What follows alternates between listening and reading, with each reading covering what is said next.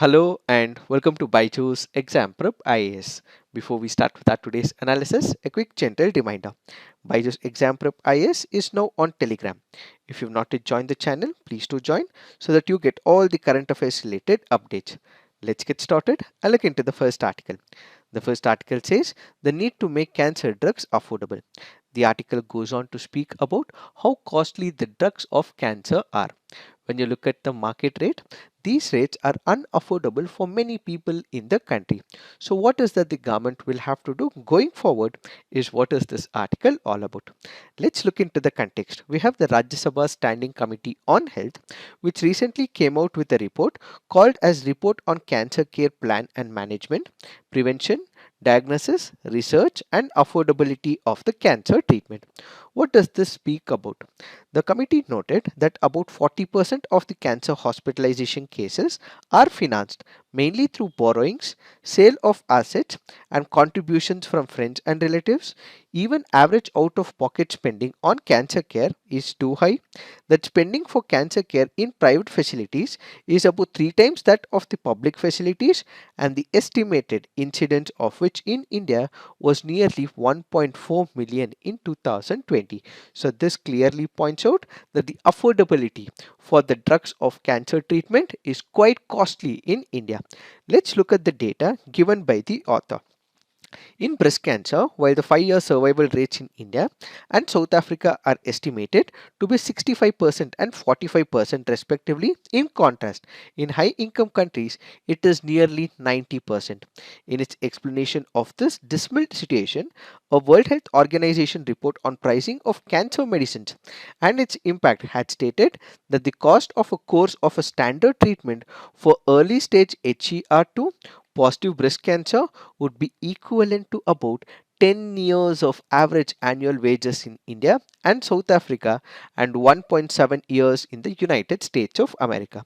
What does this mean? Let's say, for example, there is a person who would earn about 1 lakh a year.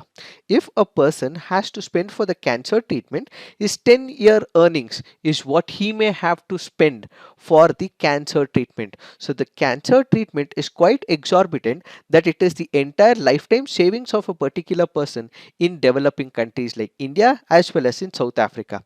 But when it comes to some of the countries like United States of America, the average is about per year savings, or it is almost equivalent to 1.7 years savings that he may have to shell out. So in India and in South Africa, this person almost has to spend 10 times his savings for the cancer treatment, says the World Health Organization.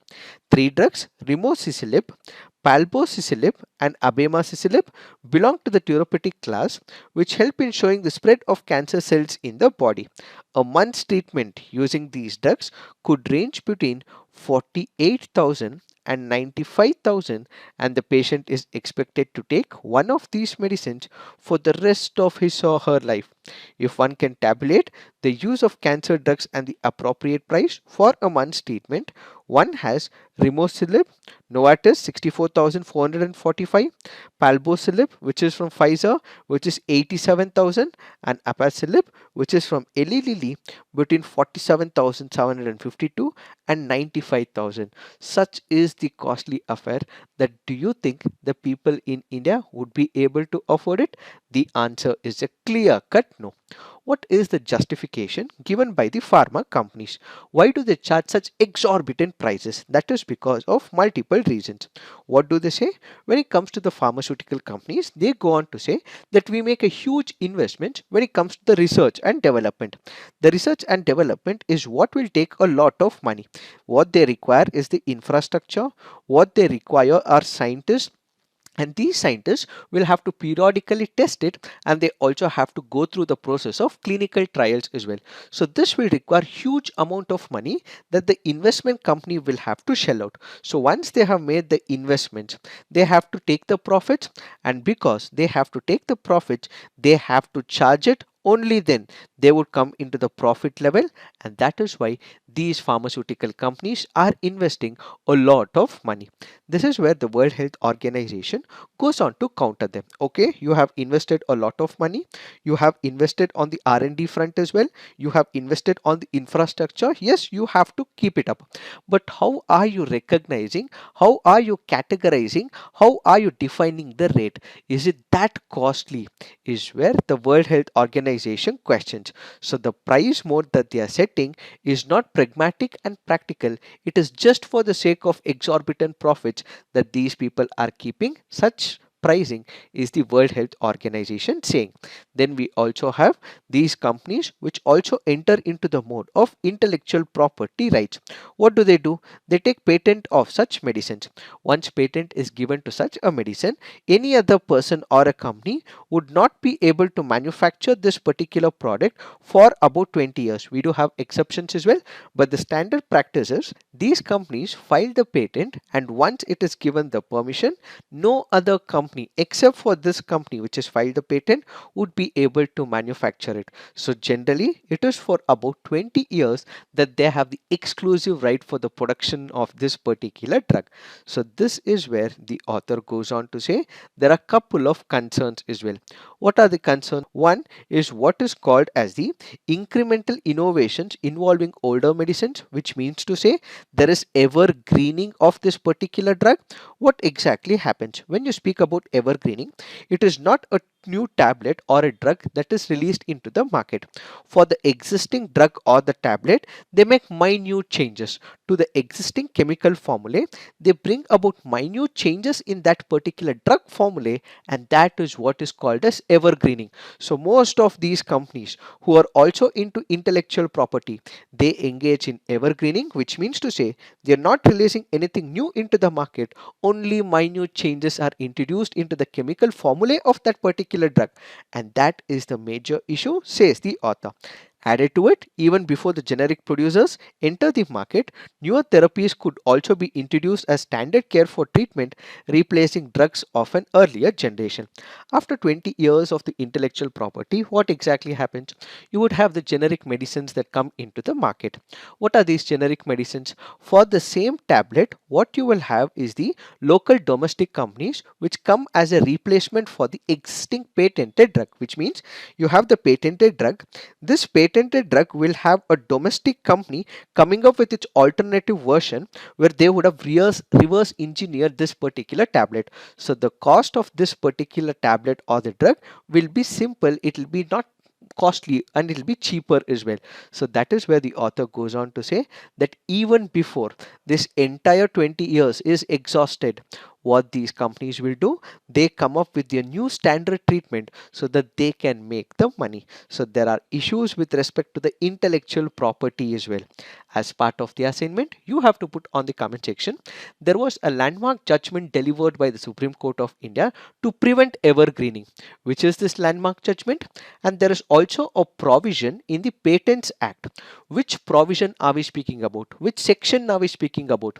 Please put it on the comment section to prevent the evergreening. So this article currently goes on to say that since companies charge exorbitant prices, what we have is that they are not going to help the people as well as the country.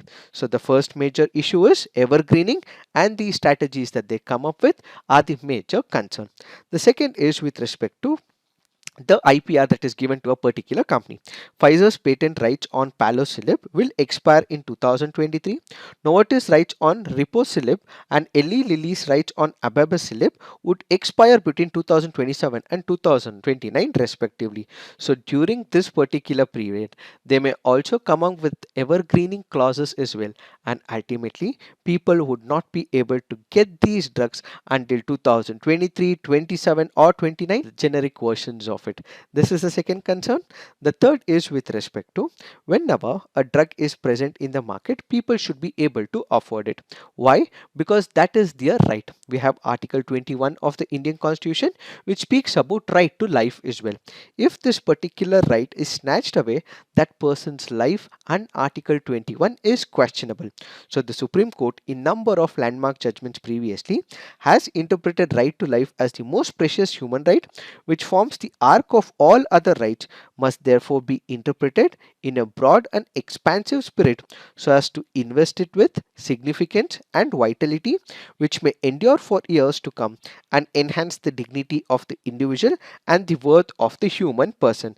This is what the Supreme Court says, and with several judgments, we also know for the fact that right to health is an extension of the right to life under Article 21.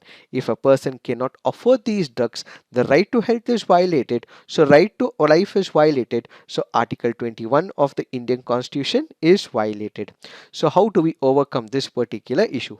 This is where the author goes on to say what we have to exercise is section 84 and 92 of the Patents Act, and at the same time section 100 of the Patents Act as well, which empowers the government to authorize any entity to use a patented invention without the authorization of the patent holder. First, let's look into what the section 84 speaks about. Let's say there is one of the company. This company has been given the patent. So after the expiration of 3 years from the date that this particular company has been granted the patent, if any person is interested or if any company is invested, can make an application to the controller for granting of the compulsory license. What is this compulsory license? Let's say for example, there is one of the drug. What is the purpose of this drug? That there is one of the issues, the health issues or a disease. In order to address this particular health scenario in the environment, this drug is released into the market. So whenever the public cause is not satisfied, so the purpose of this drug is to satisfy a public cause. If the public cause is not satisfied, in that case, this person can file an application with the controller. Second, what if this particular drug is costly? People are not able to afford, as we just discussed, it is about 50,000, 1 lakh. How many people would be able to afford it? In fact, they would throw open all their life savings, they'll sell their assets as well, they request their friends as well as relatives. Despite this, they would not be able to save their family members. So if this is the condition that the pricing of this particular drug is costly, first, there is public cost which is not met. Second, it is quite costly as well, and at the same time the patented invention is not worked in the territory of India.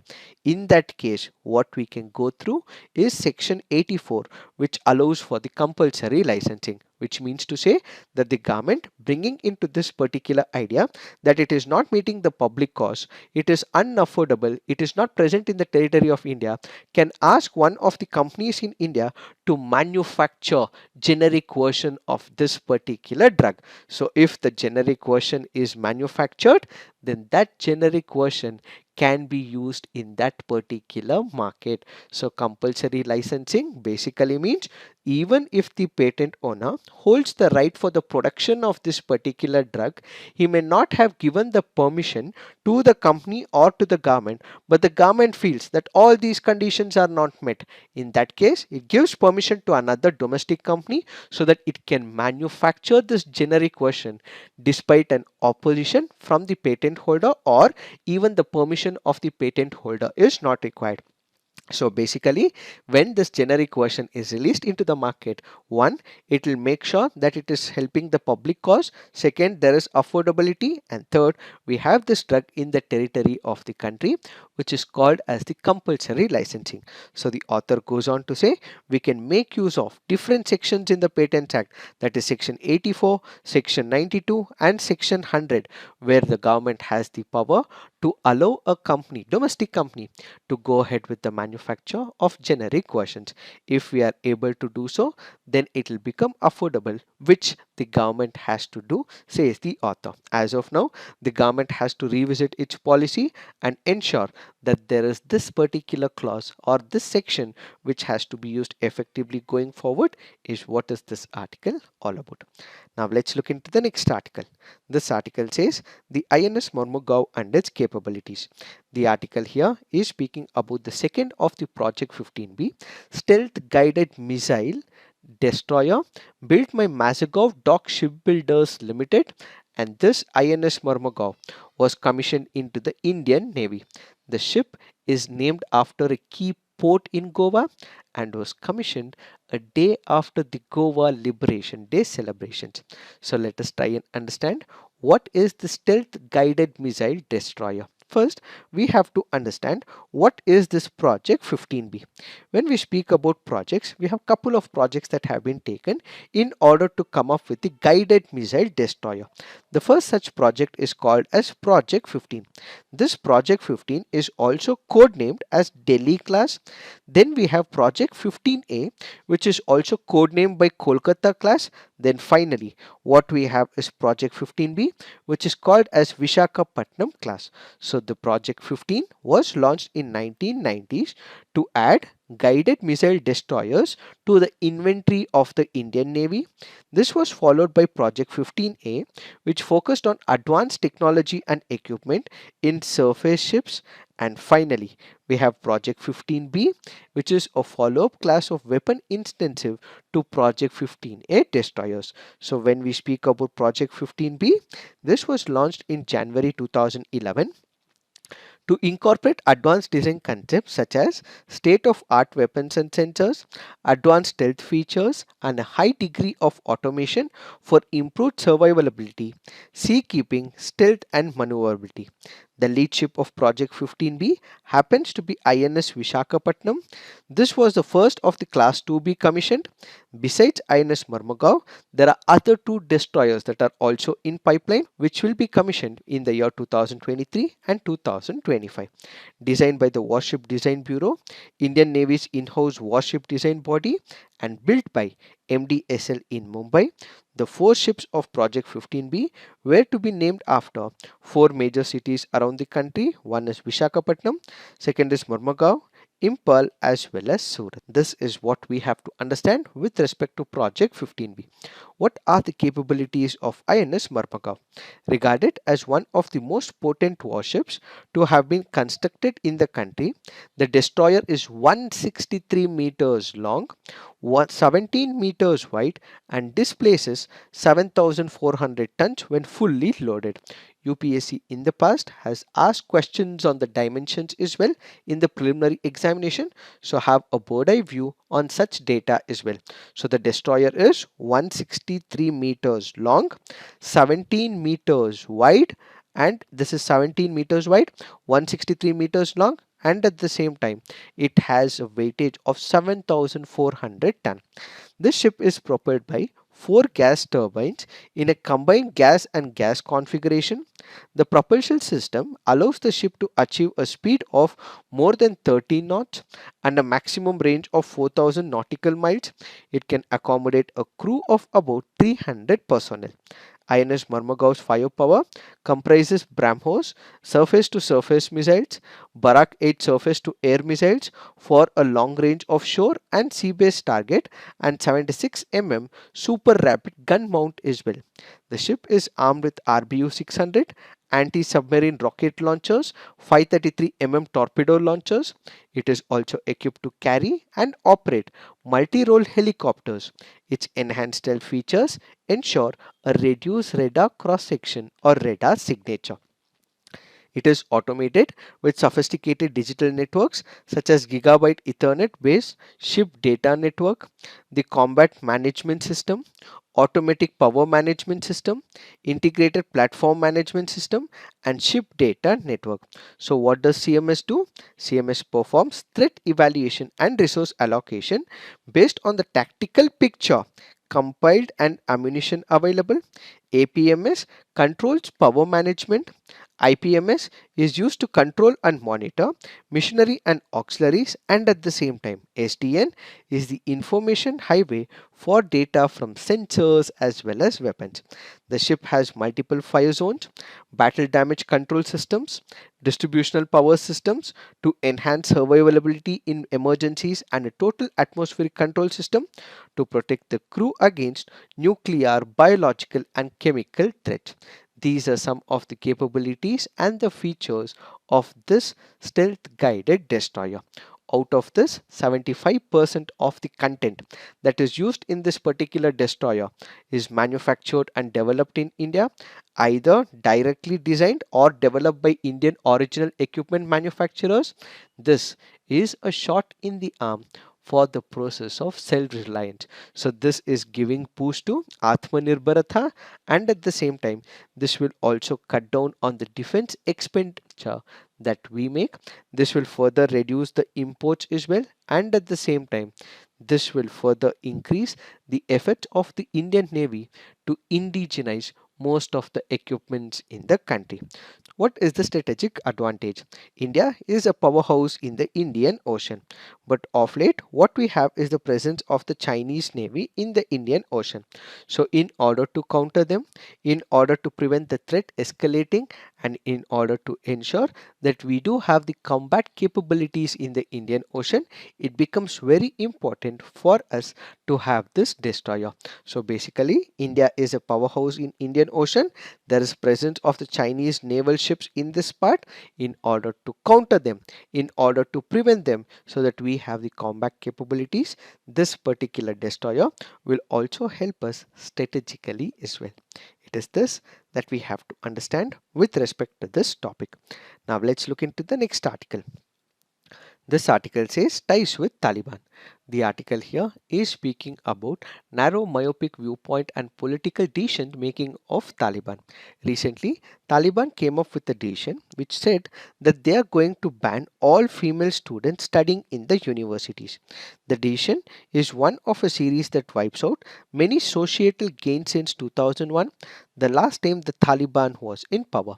So the last time Taliban was in power was back in the year 2001.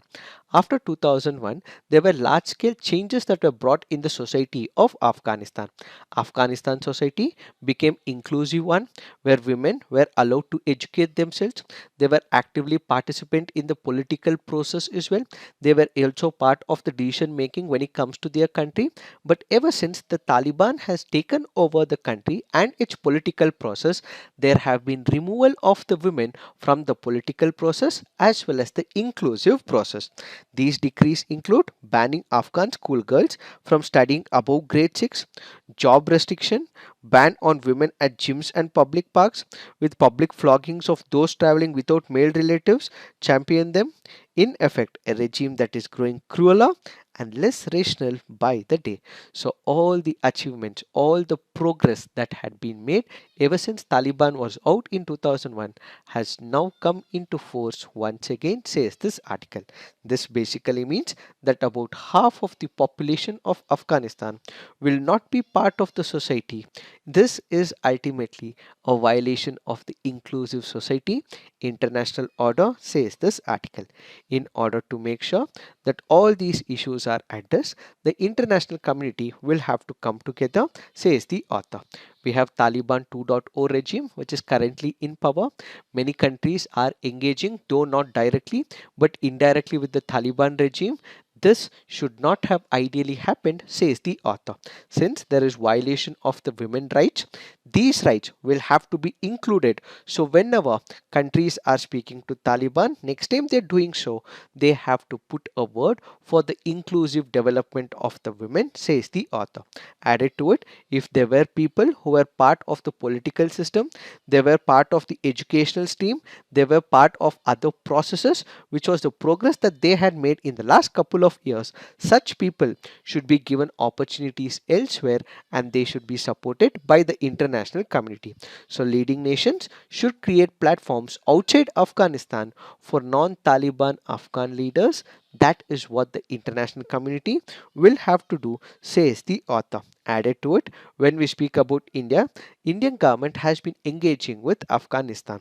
India over a period of time, since India has its own security paradigms that has to be taken care of, India is engaging with Taliban indirectly. That is being part of the pragmatic policy to ensure India's security and smooth delivery of aid. So what is that the government will have to do? Government going forward, if there are any issues, it should stand up by these women. New Delhi also cancelled the visas to the Afghanistan as well. This hurt the female students who were seeking themselves to educate in India. So if ever we get an opportunity to grant visas to these people, they should be awarded visas is another recommendation. So as of now, what we have is a hands-off approach in Afghanistan. This should not be so. So all that the world community, the global community has to do is make sure that there is an inclusivity process that is included as part of the Afghanistan governance. So ensure that there is more pressure put on the Taliban regime so that they comply by the Doha talks is what is this article all about. Now let's look into the next article. This article says, what is the latest clash between AAP and Delhi LG? What is the context? We have the Delhi Lieutenant Governor Vinay Kumar Saxena, who's directed the Chief Secretary to implement a 2016 order of Committee on Content Regulation in Government Advertising.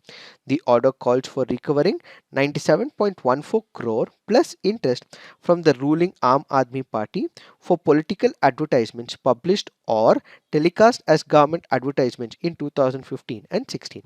In the year 2015, the Supreme Court came up with an order in one of the landmark judgments of Common Cause versus Union of India case in 2015. What was this judgment all about? This judgment went on to say, and the Supreme Court also came up with the guidelines as well. What is this guidelines? Let's say there is one of the political party. This political party is spending a lot of money. If this money is being spent only for that political party's political achievements and not to make sure that the welfare schemes and program reaches the people, an idea is given. In that case, it is the political party which has to bear the responsibility for the expenses, said the Supreme Court of India.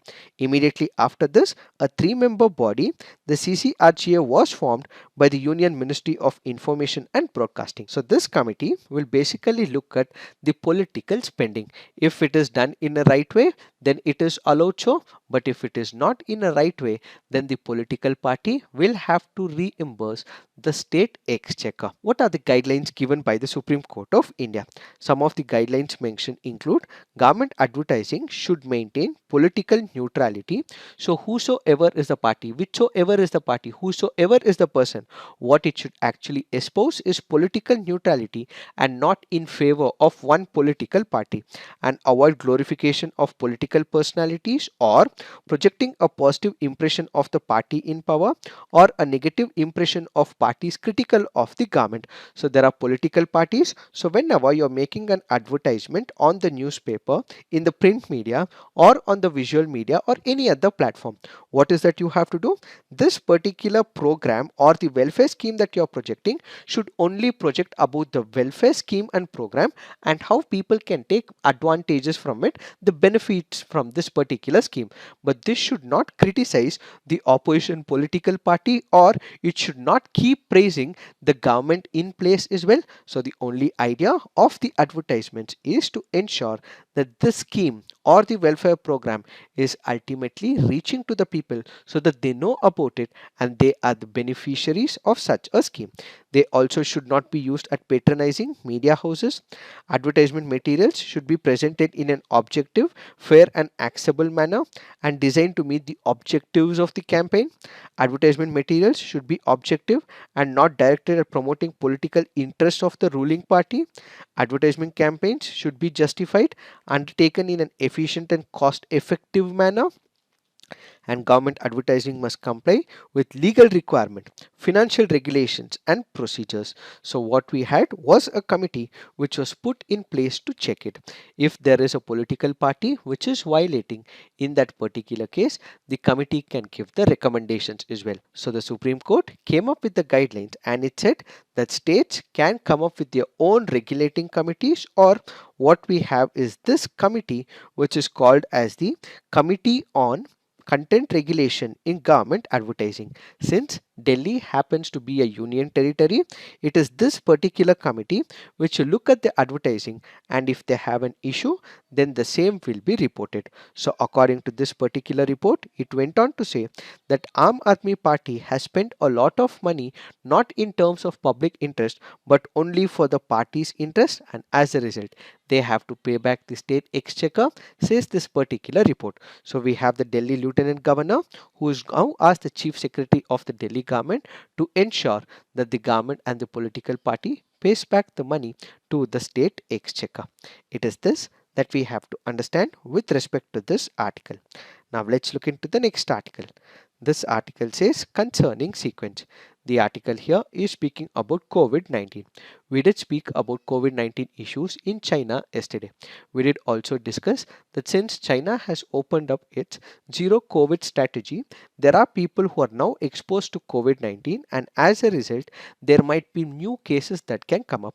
As many as 1 million cases can spike up in China as well, and this may have significant impact on the China's health apparatus. So this article currently goes on to say that we have the government of India which has issued directive to the state health ministries as well, where they say that in case there are COVID-19 samples that are new in place, not the existing variants, in that case immediately this will have to be reported to the SARS-CoV-2 Genomic Consortium, which is nothing but INSACOG. So if there are any variations, immediately make sure that you report the same to INSACOG, and at the same time we have to periodically keep reviewing as well. And if there is a test positivity rate which is comparatively on the higher level, the same will have to be reported to the government of India. So as of now, everything has become liberal. People are not using the masks in airports, railways, or anywhere they go. So if need be, these measures will also have to be taken, says this article.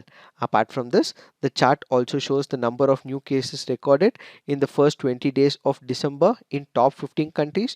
We have Japan, South Korea, US, France, Brazil, Italy, Germany, Australia, China, Taiwan, Hong Kong, Peru, Greece, Russia, New Zealand, as well as India. Why is there a spike? That is because this happens to be the end of the year, so people make a lot of travel as well. So as and when they move from one country to another, there is a possibility that they may also carry the virus with them as well. So countries will have to be careful, and they should also prevent any kind of travel from China, especially. Why? Because there is a variant that is spiking up in China, so they have to keep a check, says this article. It is this that we have to understand with respect to this article. But for the rest of the issue, what you can do is watch our yesterday's big news, where we have covered this issue in a greater detail. Now let's look into the mains practice questions. What policies or interventions can be employed by the government to lower the cost of cancer drugs? What are the features of Vishakhapatnam class destroyers? How is the latest addition to the Indian Navy's fleet a shot in the arm for the nation's self-reliance efforts? Please write all your answers on the comment section. If you wish to upload an image, visit our free IAS prep website, upload an image as well. So this is it for today. Thank you for watching. All the best.